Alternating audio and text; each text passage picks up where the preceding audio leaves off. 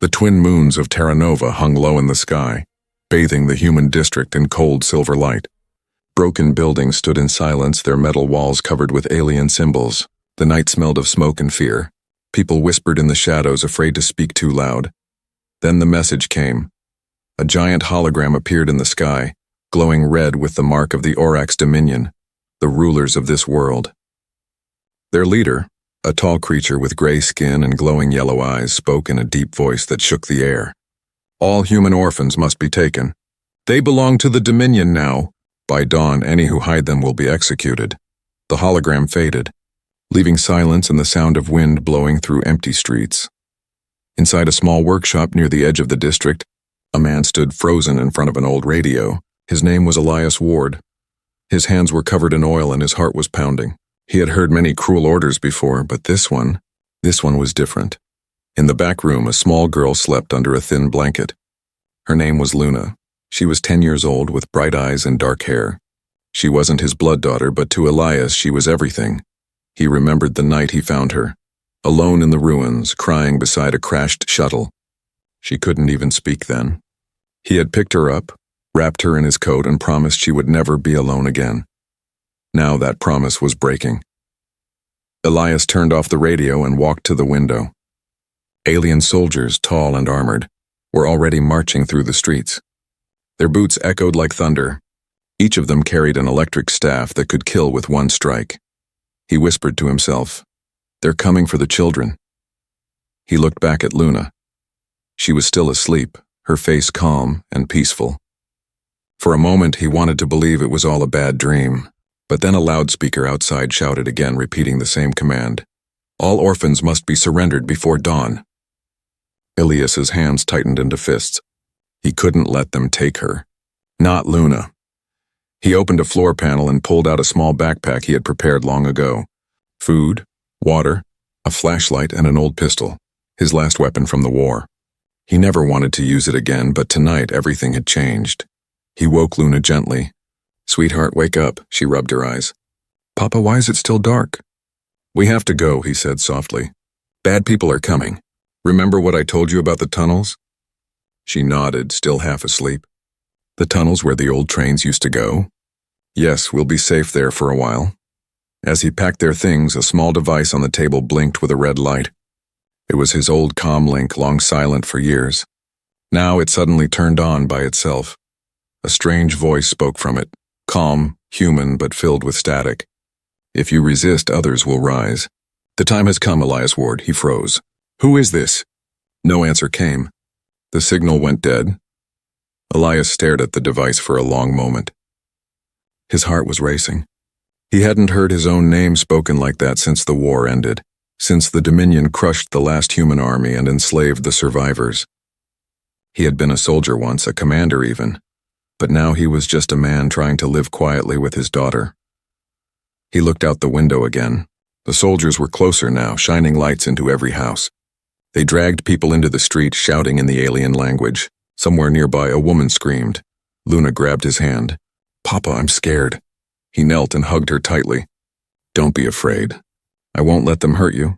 Then he heard footsteps outside, metal boots stopping in front of their door. A deep voice growled, "Scan this house." "There's movement inside." Elias's eyes narrowed. There was no more time to hide. He pushed Luna toward the back of the room. "Go through the hatch. Crawl to the tunnel. Don't stop no matter what happens.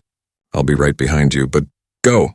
She hesitated for a second, then disappeared into the floor tunnel. Elias closed the panel behind her and turned toward the door.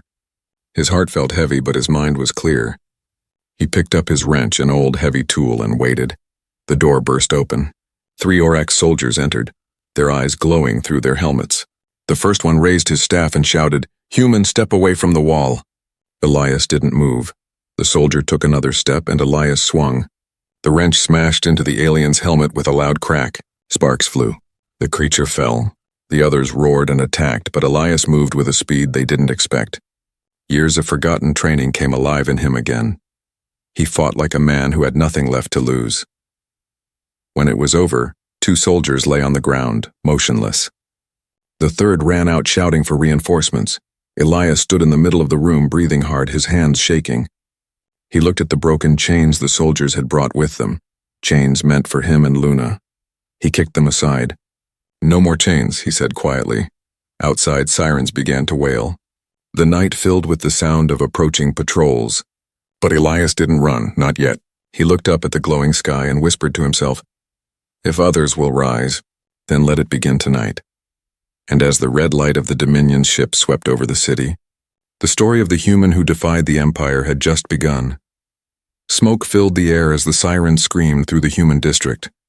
Red lights flashed on the cracked walls and the ground shook as heavy alien patrols moved in. The streets that were once silent now burned with chaos. Elias ran through the narrow alleys, his breath ragged, the cold wind biting his face. The smell of metal, dust, and fear filled his lungs. He had one thought in his mind: find Luna. She was somewhere deep in the old tunnels, just as he told her. He had to reach her before the Orac soldiers did. As he turned a corner, a loud explosion shook the ground behind him. Alien drones flew overhead, scanning the area with bright blue lights. A voice from a loudspeaker shouted, "All humans surrender. The one called Elias Ward will be executed for rebellion." Elias pressed his back against a wall, clutching his old pistol.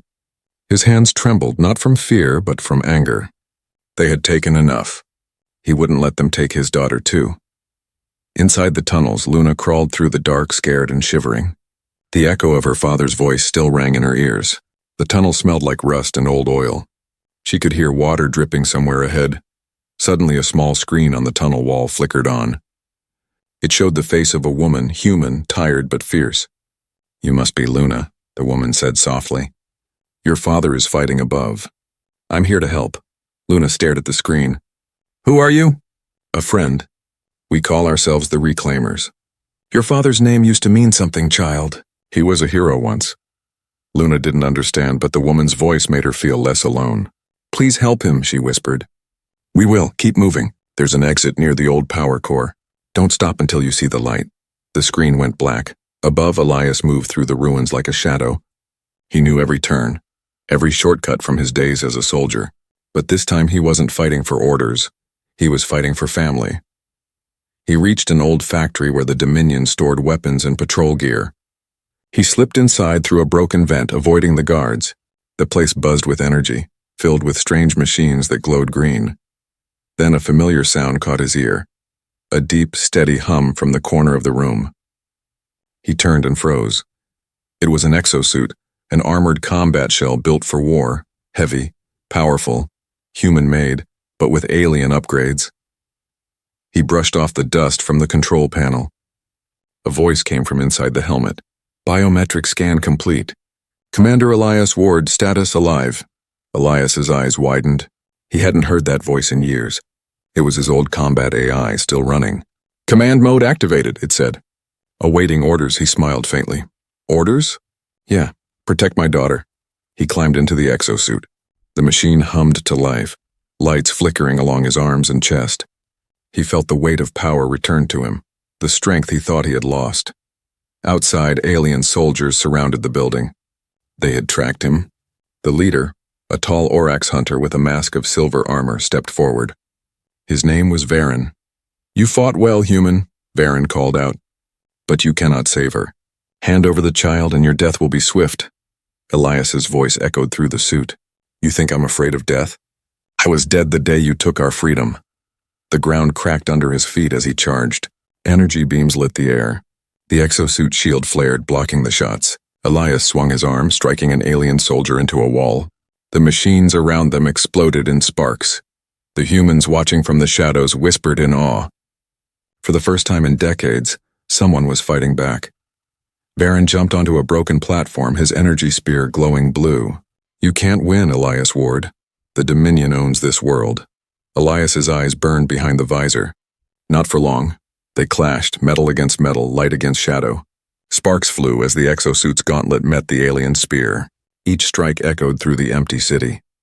Finally, Varen struck the exosuit's chest, sending Elias crashing into a wall. The armor cracked, lights flickering. Elias coughed, blood on his lip.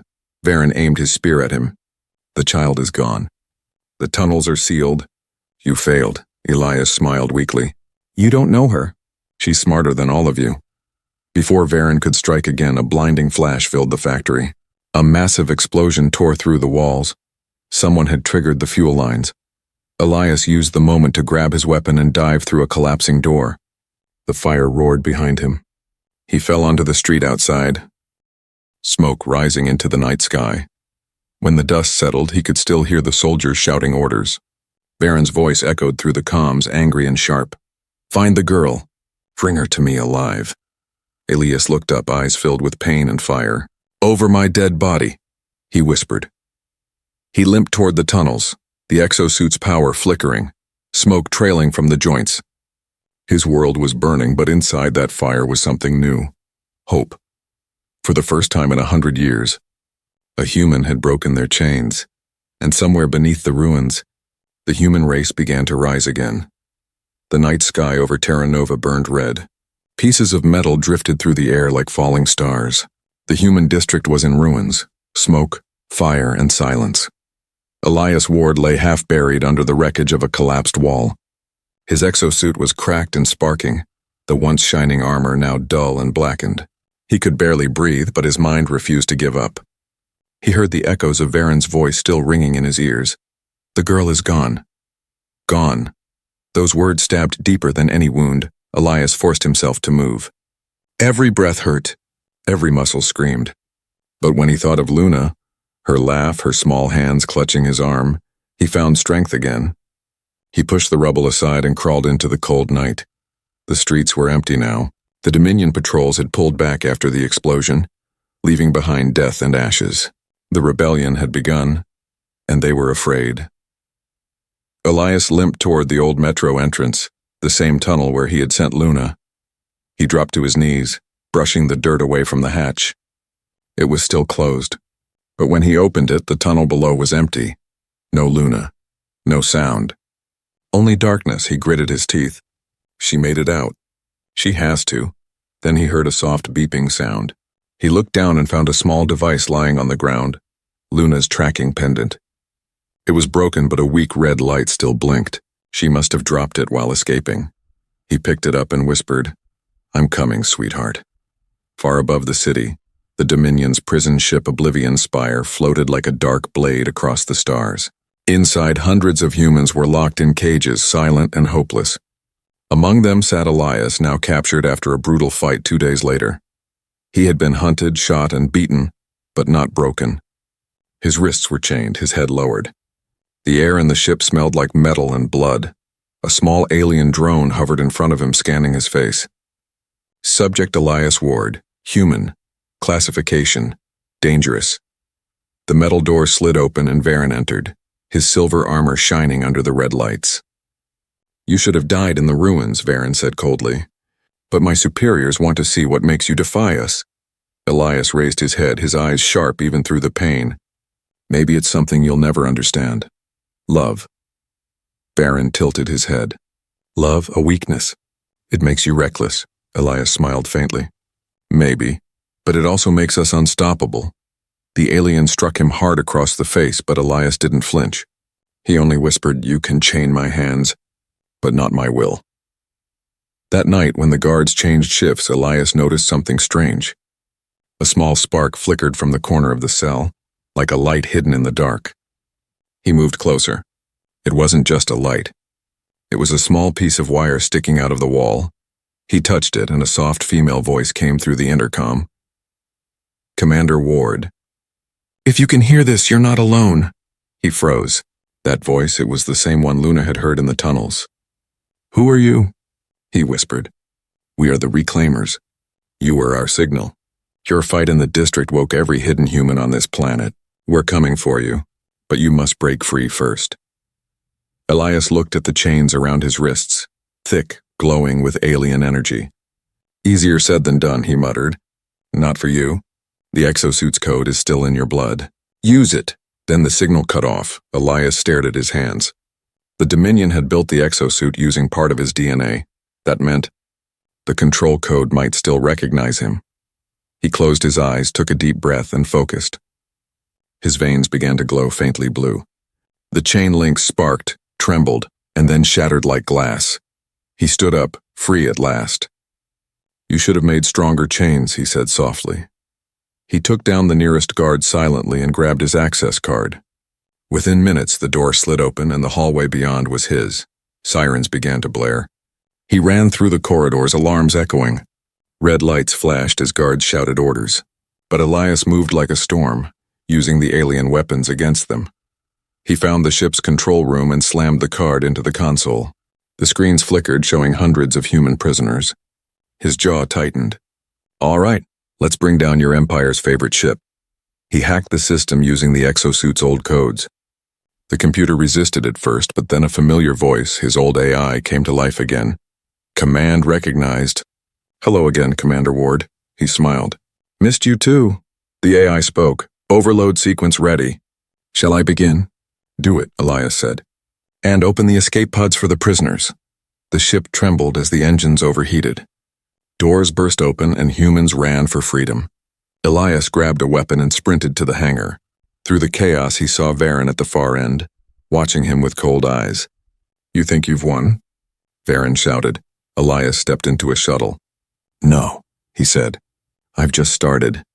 Then the Oblivion Spire exploded behind him as his stolen shuttle shot into the stars. Fire and debris filled the void. The humans on nearby colonies looked up that night and saw the burning streak in the sky. They didn't know what it meant yet, but deep down they felt something they hadn't felt in years. Hope. And as Elias flew through the black of space, wounded but alive, a signal flashed on his comms. Come to Station 9, the Reclaimers await.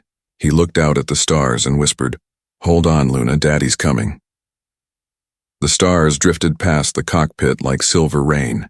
Elias Ward sat in the pilot seat of the stolen Dominion shuttle, his face lit by the blue glow of the dashboard.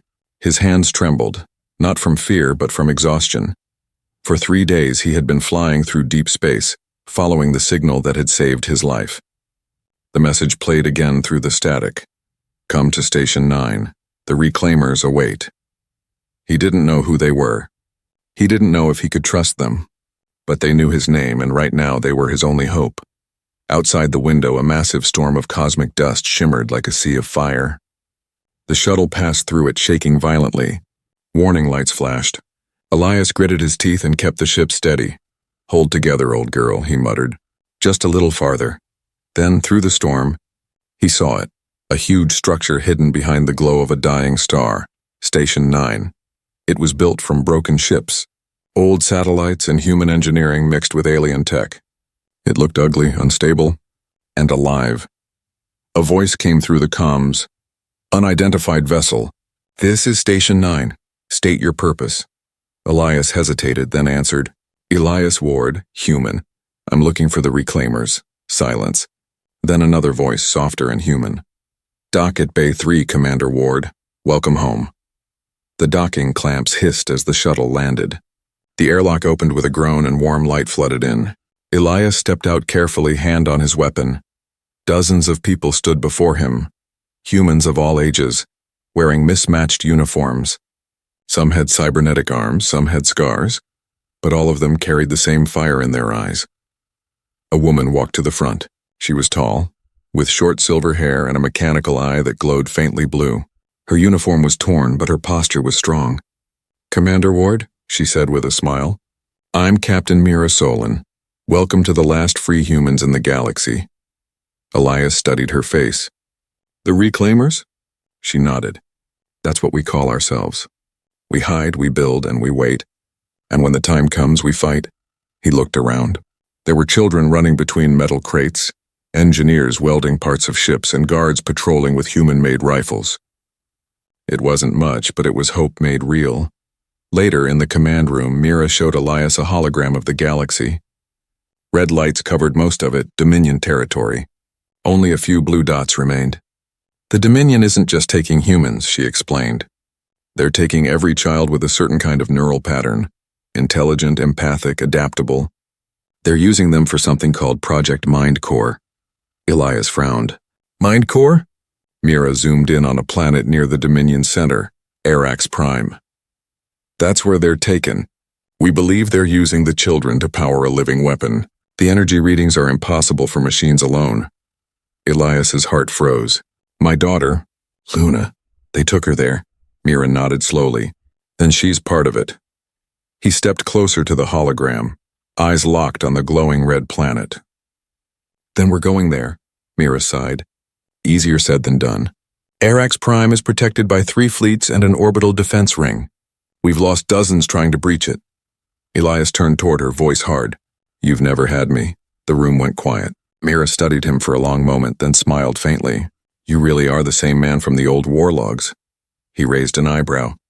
You've read them? She nodded. You led the last human strike team on Mars. You nearly beat the Dominion back. We've been waiting for someone like you. That night, as the station slept, Elias walked through the hangar. He saw the faces of the people, the tired, the broken, the brave. He realized they weren't soldiers. They were survivors. He found an old banner on the wall, half-torn but still readable. We fight not for glory. We fight so our children can dream. He touched the words gently, whispering, That's all I ever wanted for her. Suddenly, a voice called from behind him. Couldn't sleep either, huh? It was Mira. She leaned against a crate holding 2 metal cups. She handed him one. Synth coffee. Bitter, but it keeps us alive. Elias took a sip and winced. Tastes like engine oil. She laughed softly. You'll get used to it. They stood in silence for a while, watching the ships outside the hangar drift among the stars. Mira finally said, You know, Ward, most people who come here are running from something. You're the first who came for something. Elias nodded. She's all I have left. They can burn every world in this system, but I'll still go after her. Mira looked at him and saw something in his eyes, something fierce, unbroken. She placed a hand on his shoulder. Then we'll go with you. Tomorrow we start the mission. We're going to Arax Prime. The next day alarms blared through Station 9. The Dominion fleet had found them. Explosions rocked the outer hull. Mira shouted orders while Elias climbed into a combat ship.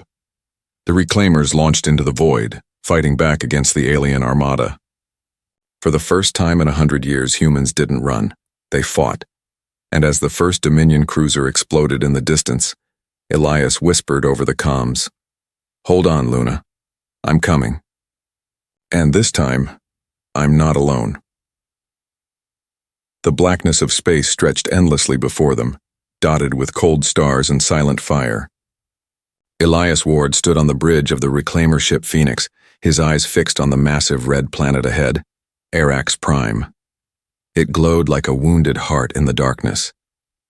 Lightning storms flashed across its surface and massive orbital towers hung above it like chains. The Dominion's weapon world. Once we enter that atmosphere, Captain Mira said beside him, there's no turning back. Elias tightened his grip on the railing. Then we go forward. The Phoenix drifted closer, hidden inside the electromagnetic clouds that covered the planet. Every bolt of lightning that struck the hull made the metal groan, but it also blinded the enemy scanners. It was the only way in. Approach vector locked, the pilot announced. We're invisible for now. Elias looked at the storm below. Invisible is good. Dead is not. Arax Prime was worse than he had imagined. When they entered the lower atmosphere, the sky was blood red and thick with smoke. Giant towers reached into the clouds like black spears. Beneath them, the ground was carved with glowing rivers of molten metal. Factories stretched for miles, machines turning endlessly, powered by energy so bright it hurt to look at. Mira's voice came through the comms. Remember, we're not here to fight an army. We're here to find the children. In and out before the Dominion knows we're here. Elias nodded, checking his gear. Find Luna. Destroy the mine core. Nothing else matters. The team landed near a cargo port guarded by towering alien walkers. Elias led the way, crouching low among the shadows. The air smelled of burning steel. They moved fast, slipping past scanners and patrols. Mira hacked into a terminal and pulled up the map of the facility. A pale light flickered across her face. There, she said, pointing. Sector 9. That's where the energy readings are strongest. That's where they're keeping the children. Elias stared at the glowing red dot on the map. Then that's where we end this. They followed narrow tunnels filled with pipes and steam, deeper and deeper until the air grew colder. The walls began to hum. A strange rhythm, like a heartbeat. Do you hear that? Whispered one of the soldiers. Elias nodded slowly. Yeah, that's not a machine. When they reached the chamber, everyone stopped. The room was enormous, lit by a dim blue light. Dozens, no hundreds, of glass pods floated in the air, connected by glowing cables. Inside each one was a child. Their faces calm as if asleep, but their eyes flickered faintly with light. Luna was there too. Elias ran to her pod, pressing his hands against the glass. "Luna, it's me. It's Dad." Her eyes fluttered open. "Papa?" The sound of her voice made his heart break and heal at the same time. He hit the release panel, but the screen flashed red. Lockdown active. Mira worked at the console beside him. "I can't open it. Something's controlling the pods remotely." Then a deep metallic voice filled the chamber. "Unauthorized entry detected. Human signatures identified. Termination sequence initiated." The lights turned crimson. The machines around them came alive. Massive robotic sentinels rose from the ground, each armed with plasma cannons. Elias grabbed his rifle and shouted, "Defensive line! Protect the pods!" Energy beams cut through the air. The room exploded into chaos. Sparks flew, glass shattered, and the walls shook. Elias fought like a man possessed, his shots striking with deadly precision, but there were too many. Then, from above, a shadow dropped onto the platform. Varen, the Dominion hunter, his armor darker than night. His energy spear glowed blue. "You should have stayed in your cage, human," Varen said, his voice echoing. Elias turned, fury burning in his chest. "You should have killed me when you had the chance." They clashed, sparks flying as metal met metal. Each strike sent shockwaves through the floor. The children's pods trembled under the impact. Varen swung his spear, slicing through Elias's shoulder armor. Pain shot through him, but he didn't stop. He tackled the alien into a wall, smashing his helmet. For the first time, Elias saw the creature's face. Tired, scarred, and almost sad. "Why?" Elias demanded. "Why steal our children?" Varen's jaw tightened. "Because the Dominion fears your kind. You humans adapt, you love. That makes you dangerous." Elias pressed the barrel of his rifle to Varen's chest. "You're right." Before he could fire, Luna's voice echoed across the chamber, soft but powerful. "Papa, stop." Both men froze. Her pod was glowing bright, the cables pulsing like veins of light. Mira shouted from the console, "She's merging with the mind core. The system is using her as a control unit." Elias turned, eyes wide. "What does that mean?" "It means," Mira said grimly, "she's the heart of the weapon now." The ground shook. The machine stopped moving. A deep voice filled the air. Not robotic, but strangely human. "Father, I can feel them. All the children. They're scared. The core. It's alive." Elias stared in horror as Luna's pod rose into the air, connected to the giant cables above. The entire chamber began to glow. "Luna, fight it. Don't let it control you," he shouted. She looked at him through the glass, tears floating in her eyes. "I'm trying." The red lights grew brighter. The Dominion's weapon was waking up. Mira grabbed Elias's arm. "We have to leave. The whole planet will explode if the core activates." Elias shook his head, eyes locked on his daughter. "I'm not leaving without her." The walls cracked. Alarms screamed, and the storm outside roared louder, lightning tearing across the sky. As the floor collapsed beneath them, Luna's voice whispered one last time, "Papa." It's not over. The weapon feels. The storm above Iraq's prime raged like the wrath of a dying god. Lightning tore the sky apart, turning night into brief flashes of white fire. And below the chaos, in the heart of the Dominion's core chamber, Elias Ward stood surrounded by ruin. The ground was cracked and trembling. Red light pulsed through the walls like veins under alien skin. The air smelled of metal, smoke, and sorrow. In the center of the room, the pods that once held children were now empty. All except one. Luna's pod floated high above, glowing with a strange silver light. "Luna," Elias shouted, voice hoarse from dust and grief. "Fight it. You have to fight it." Her eyes opened, bright, glowing, no longer purely human. The voice that came from her was soft but echoed through the entire chamber. "Papa, it's too late. The Mind Core has joined with me." Elias fell to his knees. The sound of her voice was both beautiful and terrifying. It wasn't just Luna anymore. It was thousands of voices whispering through her. "We can feel everything. Every thought, every pain, every fear." Mira's voice came through the communicator, broken by static. "Elias, the core is overloading. It's feeding off the energy from the storm. If it reaches full charge, it'll wipe out half the sector." Elias rose, eyes blazing. Then I'll stop it. He looked up at Luna, his daughter, his hope, now the weapon of their enemy. He refused to believe it was the end. He climbed the broken scaffolding, fighting the wind that tore at his body. The heat from the core burned his skin. The cables hissed like angry snakes around him. "Papa," Luna whispered, her voice echoing through the air like a song. "It hurts. I don't want to hurt anyone. But the core, it's making me see their memories. The aliens, the humans, everyone, they all feel the same pain." Elias paused, his hand gripping the steel railing. "Then use that, sweetheart. Don't let the Dominion control you. You're stronger than they are." She shook her head slowly. "If I fight it, it will destroy me," his voice cracked. "Then I'll fight with you."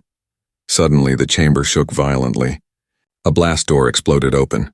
Out of the smoke stepped Varen, the Dominion hunter. His armor was broken, his mask cracked, his eyes glowing faintly blue instead of yellow. He wasn't the same as before. He looked at Elias, then up at Luna. "She's not a weapon anymore," he said quietly. "She's the core's heart. If you destroy it, you destroy her." Elias turned toward him. "You've seen what your Dominion has done. Are you here to stop me?" Varen lowered his spear. "No, I'm here to help you finish this." Mira's voice cut in again. "Elias, I don't know what's happening in there, but the reactor's going critical. You have minutes, maybe less." Elias took a breath. "Then let's end this." He and Varen climbed opposite towers, dodging arcs of energy as the core screamed around them. Sparks rained like fire. "Varen!" Elias shouted over the roar. "Why are you helping me?" The alien's voice was grim. "Because I once had a daughter too. The Dominion took her mind for their machines. She never came back." For the first time, Elias saw pain in the eyes of his enemy. Not hate, but loss. When they reached the top, the mind core pulsed like a living star. Luna floated at its center, surrounded by energy tendrils. Her voice came again, soft, trembling, full of sorrow. "Papa, and if I let go, the core dies.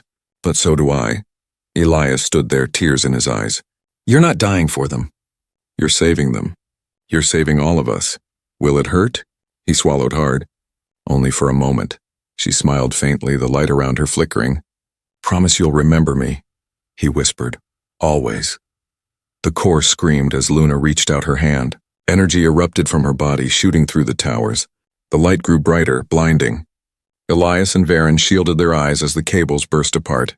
Then, silence. The storm outside faded. The red glow disappeared. The great weapon of the Dominion went still. Elias fell to the ground, his body weak, his ears ringing. The core chamber was dark now, filled only with drifting dust and falling sparks. "Luna?" he called softly. For a moment there was nothing. Then faintly he heard her voice, gentle, like a memory carried on the wind. "I'm still here, Papa, in the stars." He looked up. The ceiling had collapsed, revealing the night sky. One single light shone brighter than the rest, a small silver star that hadn't been there before. Varen stood beside him, staring at the light. "She freed them all. The children's minds. They're gone from the network." Elias nodded slowly. "She gave them back their dreams." Mira's voice came through the comm again. "Elias, we're reading massive power loss across the Dominion systems. You did it. You stopped them." He looked out over the broken world of Arax Prime, tears streaking his face. "No," he whispered. "She did." The ground shook one last time. The planet's core began to crumble. Varen pointed to the exit tunnel. "We have to leave, now." Elias looked at the sky one final time, the light still shining, steady and pure. "Goodbye, Luna," he whispered. Then he turned and ran with Varen toward the evacuation shuttle as Arax Prime began to die behind them. The Dominion's great weapon was gone, but in its ashes something new had awakened. Hope. The war-torn planet Arax Prime was dying. Its surface split open like a cracked heart, spilling rivers of molten fire into the void. Elias Ward's shuttle streaked through the smoke-filled sky, chased by shockwaves and falling debris. Inside the cockpit, warning lights flashed red. Alarm screamed. Elias gripped the controls, his face pale but calm. He could still feel the echo of Luna's voice in his mind, soft, distant, filled with light. "Don't look back, Papa. Keep flying." He didn't. The shuttle burst free from the planet's atmosphere just as Arax Prime collapsed in on itself, turning into a silent, burning sphere. For a moment the stars reflected its fire, and then it was gone. Silence returned to the galaxy. Hours later, the shuttle drifted through empty space. The Dominion fleet was scattered, its ships dark, its command systems broken. The weapon that powered their empire no longer existed. Elias sat beside the window, watching the stars. He looked older now, his eyes tired, his hands scarred, yet behind the exhaustion there was peace. Across from him sat Varen, the alien who once hunted him. His silver armor was cracked, one arm wrapped in bandages. He looked out at the stars too, his face unreadable. "It's strange," Varen said quietly. "All my life I was told humans were chaos, weak, emotional, wild. But it was your chaos that ended the Dominion." Elias smiled faintly. "We're a stubborn species. We break before we bend." Varen nodded slowly. "Perhaps that is your strength." He turned to look at Elias. "What will you do now?" Elias gazed at the small hologram on his wrist, a faint recording of Luna, laughing beside an old workbench long before the war. "I'll keep my promise," he said softly. "I'll make a world where no one has to be afraid again." Varen's voice was heavy with respect. "Then maybe your kind deserves the stars." Days passed. The shuttle was finally picked up by the Reclaimers' fleet. When the hatch opened, Captain Mira Solon stood waiting. She was bruised, her uniform torn, but her eyes shone with relief. She ran to Elias and pulled him into a hug. "You did it. You actually did it." Elias shook his head. "She did it, Mira. Luna saved us all." Mira's voice softened. "The core is gone. Dominion systems across 5 sectors are failing. You gave humanity something they haven't had in a century: hope." Elias looked out the window. The stars seemed brighter now. "Hope's not enough," he said. "We have to rebuild. We have to remember." Weeks later, the Reclaimers gathered above Earth's orbit, what remained of humanity's true home.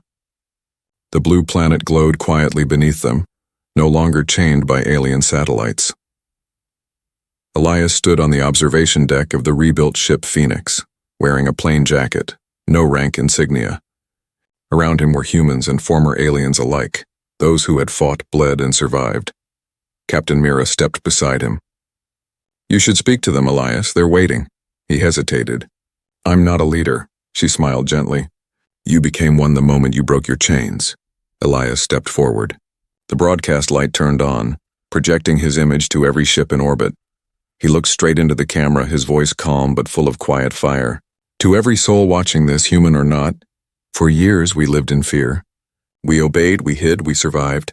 But a little girl showed us something greater than survival. She showed us that love can burn brighter than any weapon." He paused, looking at the earth below. "The Dominion believed they could control our hearts. They forgot that hearts can fight. And now the galaxy is free, not because of strength, but because of courage." He looked back at Mira, then at the crew around him. "The war is over, but the work is not. We will rebuild what was lost. We will teach our children to dream again. And when they look to the stars, they will know we earned them." The entire deck was silent. Then one by one, hands began to clap. Cheers echoed through the hall. Some cried. Others simply stood tall, proud. For the first time in generations, humanity wasn't kneeling. They were standing. That night, Elias returned to his quarters. He sat by the window staring at the stars. One star in particular shimmered brighter, a small silver light that pulsed softly like a heartbeat. He smiled. "I see you, Luna." The ship hummed around him, quiet and alive. The Reclaimers had begun their journey across the galaxy, rescuing survivors, liberating worlds, planting the seeds of a new dawn. Varen joined him, standing at the doorway. "She's watching, isn't she?" Elias nodded. "Always." Varen looked out at the same star. "What will you name this age?" Elias thought for a long moment, then said softly, "The age of freedom." Varen smiled faintly. "Fitting."